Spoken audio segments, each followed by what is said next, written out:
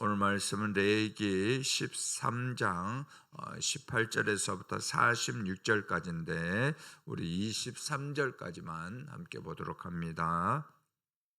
레위기 13장 18절에서부터 23절까지만 함께 우리 교독하도록 합니다. 구약 164면에 있습니다.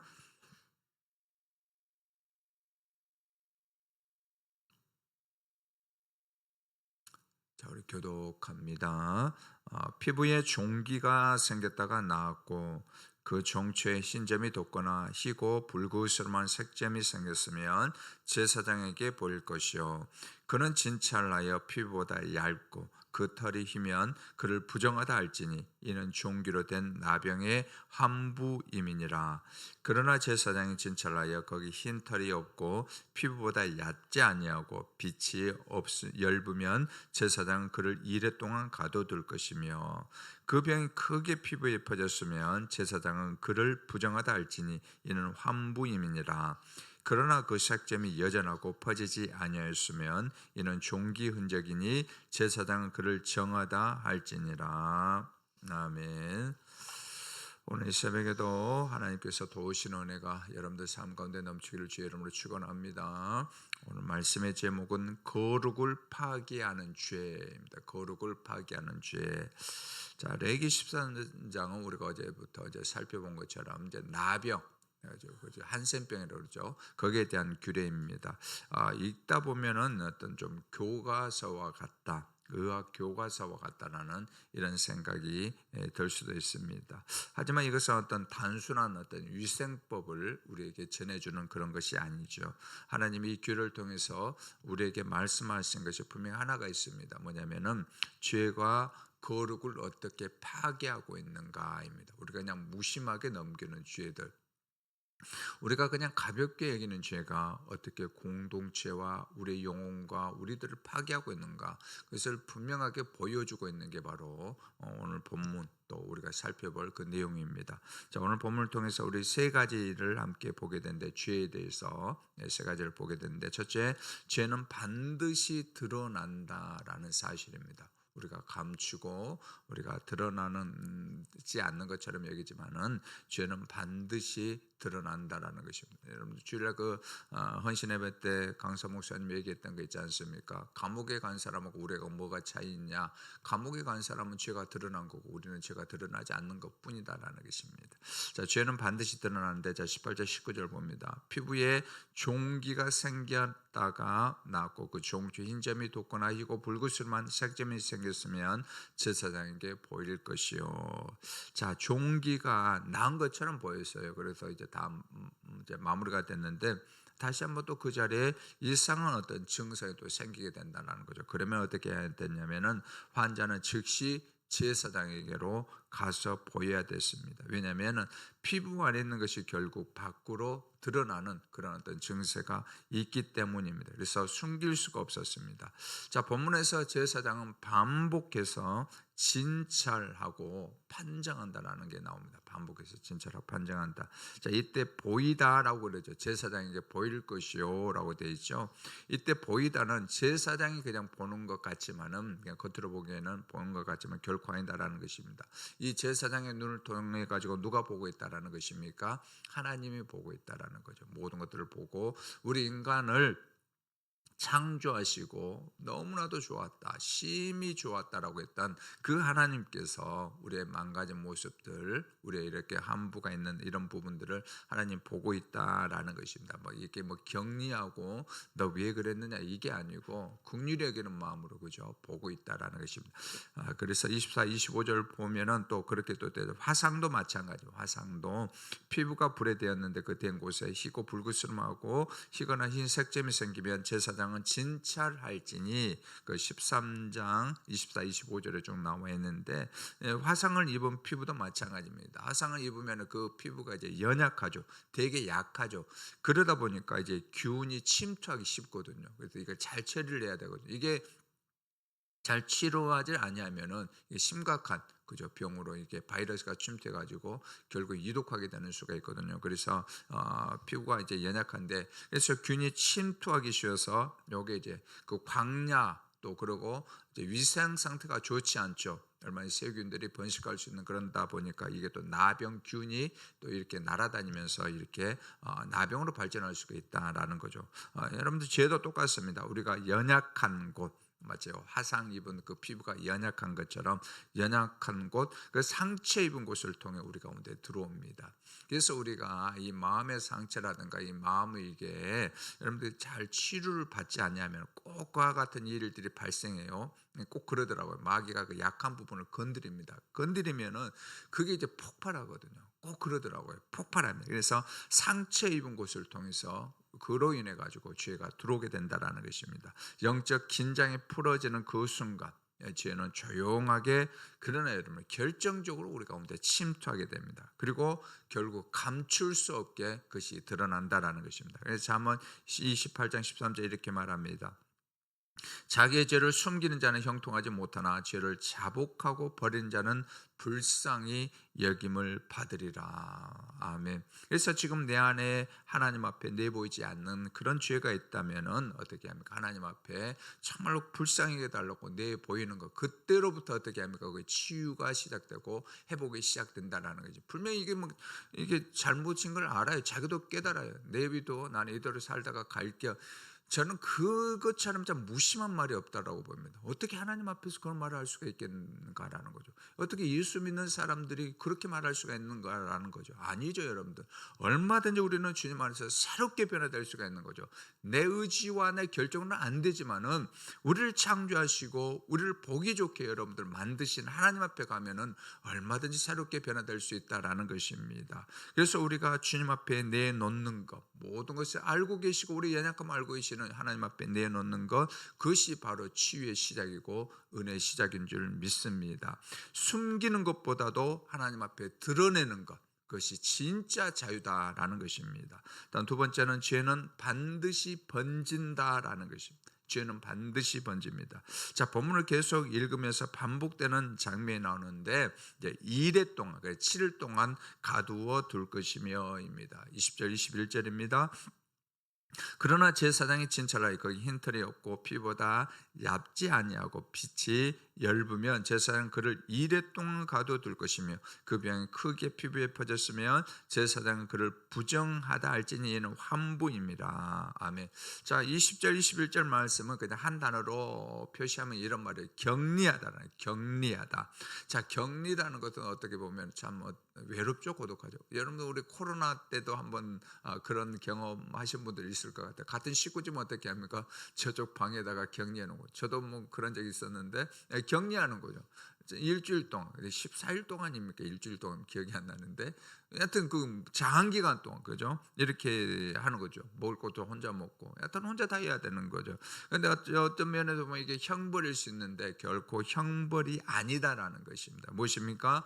그로 인해 가지고 공동체가 지켜지는 거죠. 가족이 우리가 코로나 때도 그렇죠. 코로나 때도 그렇게 격리함으로 인해 가지고 가족이 지켜지는 것도 교회가 지켜지는 거죠. 그죠? 이웃들이 지켜지는 그런 일들이 일어난 것처럼 그렇다라는 것입니다. 자, 29절에서 37절에 보면 또 하나 머리나 수염에 나병이 발생하는 경우도 있다라는 것입니다. 이때 이제 이걸 이제 오음이라고 그렇게 했는데 다 나병이 아니고 이제 오음인데 오음이 발생할 때도 마찬가지로 격리가 되는데 자, 30절 하반절입니다. 이는 오음이니라 머리에나 수염에 발생한 나병임이니라. 아멘.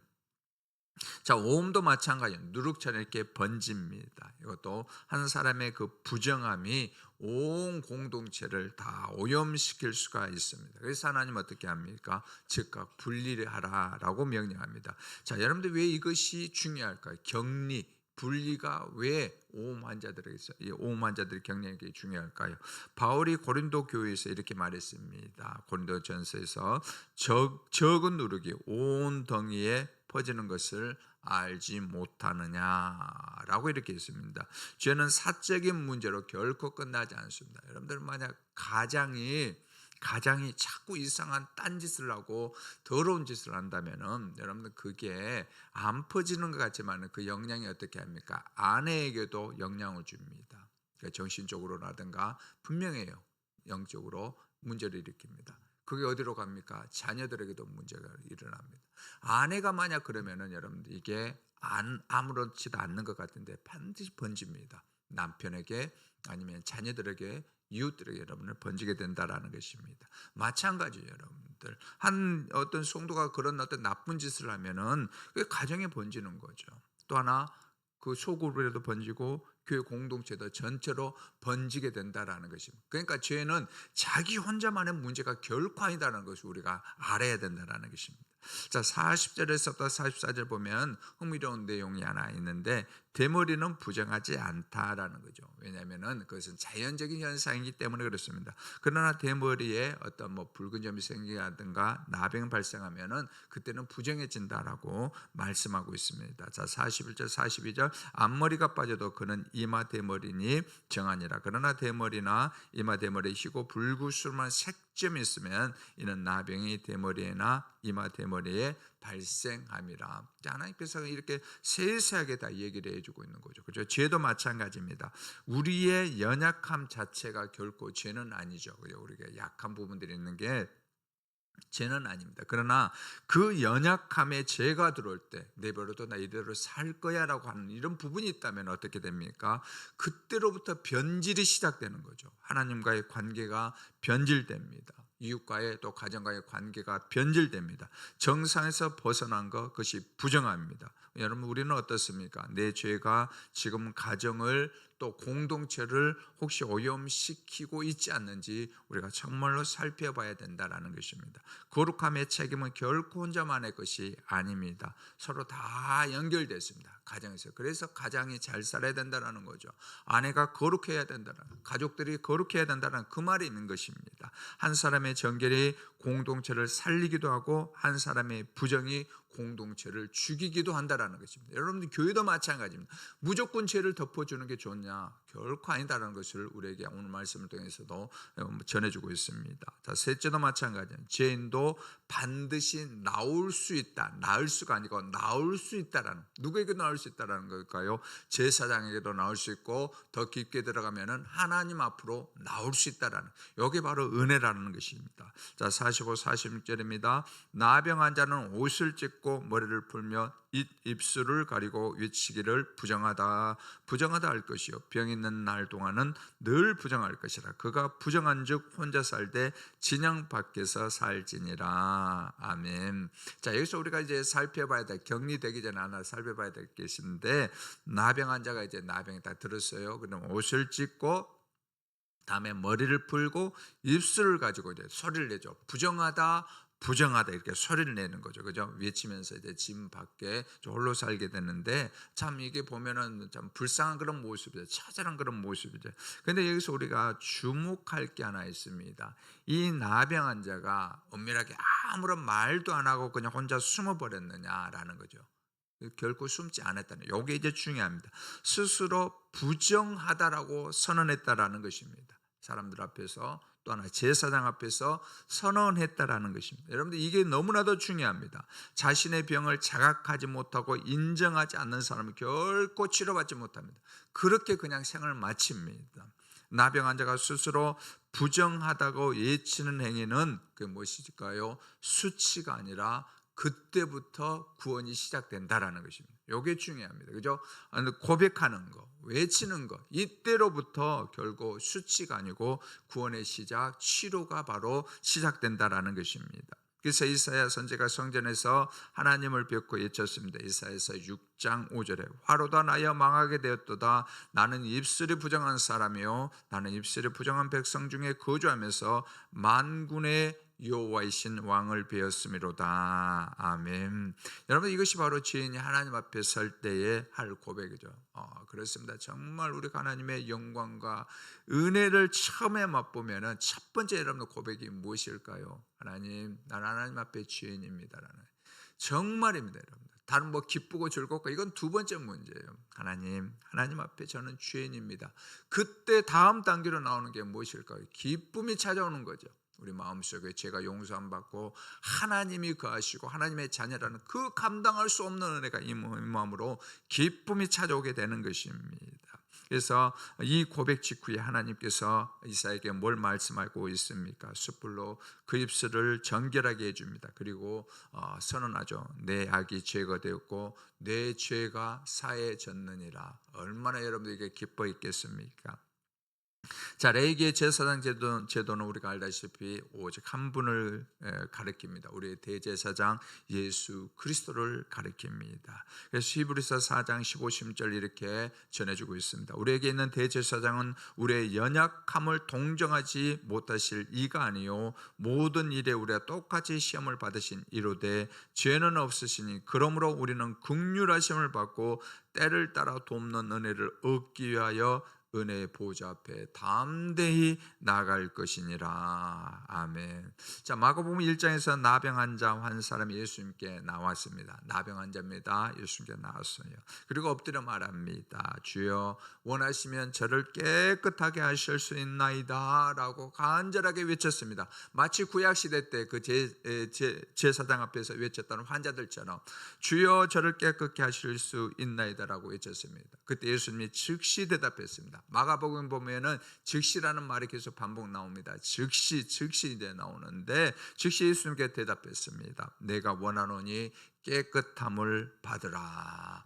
여러분들 이것이 바로 레위기의 모든 것들을 결론 지어주는 말씀입니다. 누구한테 나오면요 예수님 앞에 나와서 우리가 어떤 나병과 같은 그런 죄가 있다 할지라도 어떤 죄, 그 무서운 죄가 있다 할지라도 예수님 앞에 나와서 간구하면은 말씀합니다. 내가 원하노니 깨끗함을 받으라. 바로 그것입니다. 이제 말씀 마칩니다. 죄는 우리 가운데 드러납니다. 그리고 숨길 수가 없습니다. 그리고 번집니다. 또 이것은 혼자만의 문제가 결코 아닙니다. 그러나 우리에게 소망이 있고 희망이 있는 것은 무엇일까요? 죄인도 대제사장이신 하나님 앞에 예수 그리스도 앞에 다 나올 수 있다는 것입니다. 또 스스로 감추고 합리하는 사람에게는 치유가 없습니다. 그러나 부정하다 겸손히 여기면서 고백하며 나오는 사람, 그 앞에 주님은 손을 내미시면서 말씀하십니다. 내가 원하노니 깨끗함을 받으라. 내가 원하노니 깨끗함을 받으라. 오늘 이 새벽 그 말씀이 저와 여러분 우리 한 분 한 분에게 모두 다 임하기를 주의 이름으로 축원합니다. 자비하신 우리 아버지 하나님, 숨길 수 없고 번질 수밖에 없고 혼자만의 문제가 아닌 죄를 우리의 진정한 대제사장이신 예수님께서 친히 담당하시고 우리를 의롭다 하셨사오니 진심으로 감사를 드립니다. 그러나 아직 해결받지 못한 죄가 있다면 우리를 불쌍히 여겨주시고 주의 또한 보혈로 용서하사 내가 원하노니 깨끗함을 받으라, 내가 원하노니 깨끗함을 받으라라는 주의 은혜가 우리 모두에게 임하게 하여 주옵소서. 우리 교회 가운데 임하게 하여 주옵소서. 오늘 이 새벽에 올라온 우리 귀한 성도님들에게도 동일한 은혜를 베풀어 주시고 또 온라인으로 동참한 모든 분들에게도 은혜를 베풀어 주옵소서. 믿사옵고 예수님의 이름으로 기도드리옵나이다. 아멘.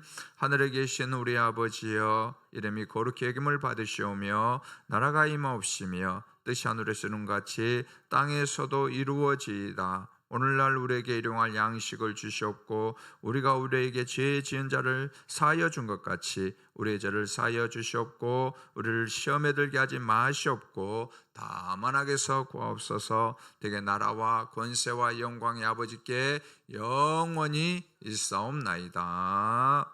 아멘. 이 시간 우리 말씀 붙들고 함께 기도하기를 원합니다. 주여 우리의 죄를 깨끗하게 하시고 주님 앞에 우리의 죄를 고백하며 정결함을 받는 은혜를 내려달라고, 두 번째는 우리 주일학교 유아유치부 초등부 중고등부를 위해서 기도합니다. 정말 이 자녀들이 취향 많은 이 세상 가운데서 믿음의 뿌리를 세상에 두지 아니하고 예수님께 내리게 하여 주옵소서. 이 일의 사명감을 가지고 우리 교육자들과 우리 교사들의 목자의 심정으로 감당하게 해달라고, 세 번째는 이 나라를 위해서 기도합니다. 아버지 하나님, 이 나라에 너무나도 많은 죄악들을 주여 불쌍히 여겨주시고 주의 보혈을 덮어주옵소서. 또한 이 지역을 위해서 기도합니다. 이 지역이 예수 그리스도를 가장 잘 믿는 지역이 되게 하여 주시고 예수 믿어야 될 영혼들이 주께로 돌아오며 교회로 돌아오는 은혜가 있게 해달라고, 이 시간 주여 한번 부르고 주님 앞에 간절하게 기도합니다. 주여 아버지 하나님, 이 시간에 주님 앞에 간절히 기도합니다. 주의 보혈 능력이 있음을 믿습니다. 주의 보혈 권세가 있음을 믿습니다. 원하옵나니 우리의 죄를 깨끗게 하시는 주님 앞에 나가옵나니 주여 우리를 정결하게 하여 주옵소서. 우리를 정결하게 하여 주옵소서. 내가 정결해야 우리 가족들이 정결해집니다. 내가 정결해야 아버지 하나님 우리 교회가 정결해집니다. 이 은혜를 베풀어 주옵소서. 우리 주일학교를 위해서 기도합니다. 영유아, 유치부, 초등부, 중고등부를 위해서 간절히 기도합니다. 취약이 넘쳐나는 이 세상 속에서 이 자녀들이 아버지 하나님 우리 주님께 믿음의 뿌리를 내리기를 원합니다. 정말 아버지 하나님 어렸을 때부터 우리 자녀들이 믿음의 뿌리를 내리기를 원합니다. 주여 은혜를 베풀어 주시고 우리 교육자들, 교사들이 이 목자의 심정으로 아버지 하나님 한 영혼 한 영혼들에게 가르치며 기도하며 나갈 수 있도록 도와주옵소서. 죄악 많은 이 나라를 불쌍히 여겨주옵소서. 주여 이 나라를 국리에 여겨주옵소서. 아버지 하나님 이 나라를 살려주옵소서. 이 지역을 주의 보혈로 덮어주옵시고 예수 믿어야 될 영혼들이 아버지 오늘 아버지 주께로 돌아오는 은혜가 있게 하여 주시고 우리가 오늘 아버지 BT 또한 아버지 하여 전도로 나갈 텐데 정말로 예수 믿어야 될 영혼들이 아버지 하나님 전도를 받고 돌아오는 은혜가 있게 하여 주옵시고 우리를 사용하여 주옵소서.